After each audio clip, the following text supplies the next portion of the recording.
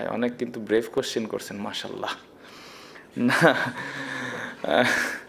আমি যেটা বললাম যে আমি অ্যাজ এ ক্যাপ্টেন হিসেবে সত্যি কথা বলতে যে জিনিসটা দেখি, এটা শুধু সাকিব ভাই বলে বলছি না, আমি যেটা দেখি যে কতটুকু কষ্ট করছে এবং কামব্যাক করার জন্য যা যা করা দরকার সেই কাজগুলো করছে কি না, টিমের প্রতি ইন্টেনশনটা কীরকম, এই জিনিসগুলো আমি খেয়াল রাখি, বা আমি চেষ্টা করি যে ওই প্লেয়ারটা টিমকে দেওয়ার জন্য কতটুকু প্রস্তুত, 100% কিনা। এটা অনেকে ভাবতে পারে হয়তো সাকিব ভাই দেখে আমি বলছি, বাট জিনিসটা এরকম নয়। একটা নাহিদ রানা থেকে শুরু করে মুশফিক ভাই পর্যন্ত সেম জিনিসটাই কিন্তু আমি দেখার চেষ্টা করি।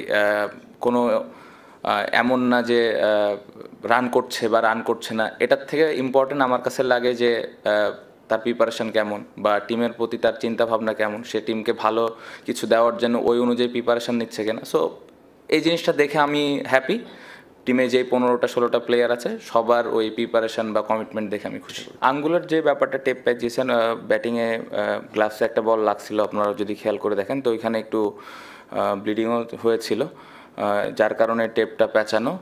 আর আমি কখনো পার্সোনালি কোনো ইন্ডিভিজুয়াল প্লেয়ারের পারফরমেন্স নিয়ে খুব একটা কথা বলতে স্বাচ্ছন্দ্য বোধ করি না, কারণ খেলাটা একটা টিম গেম এবং পুরো টিমের কন্ট্রিবিউশনে কিন্তু একটা ম্যাচ জেতা সম্ভব। সো ওভারঅল যদি বলেন না, আমাদের আরও সবাই মিলে যদি আমরা আরেকটু কন্ট্রিবিউট করতাম তাহলে ভালো কিছু হতো। সো ইন্ডিভিজুয়াল আমি খুব একটা চিন্তিত না। না, আমার কাছে খুব বেশি একটা বল নিয়ে মনে হয়নি, সত্যি কথা, কারণ বল তো আসলে বলই, ডিফারেন্স থাকে কোকাবুরা এসজি, বাট আমার মনে হয় প্রত্যেকটা প্লেয়ার অ্যাডজাস্ট করেছে যতটুকু সম্ভব, প্রিপারেশান নিয়েছে। বাট এটা নিয়ে আসলে খুব বেশি যে বলের কারণে আমরা খারাপ খেলেছি জিনিসটা এরকম না। ফার্স্ট ইনিংসে আমরা ব্যাটিং ভালো করি না, আমি একটু আগে যেটা বললাম যে খুব ইম্পর্টেন্ট একটা টেস্ট ম্যাচের ফার্স্ট ইনিংসে ব্যাটিং করা, এবং as a top order batsman এই জায়গায় চ্যালেঞ্জ থাকবেই, এবং এই চ্যালেঞ্জটা এটা আমাদের চয়েস যে আমরা উপরের দিকে ব্যাটিং করি। সো এটা আমরা কীভাবে কোপ আপ করছে এটা ইম্পর্টেন্ট। সো ব্যাটাররা এটা নিয়ে কাজ করছে,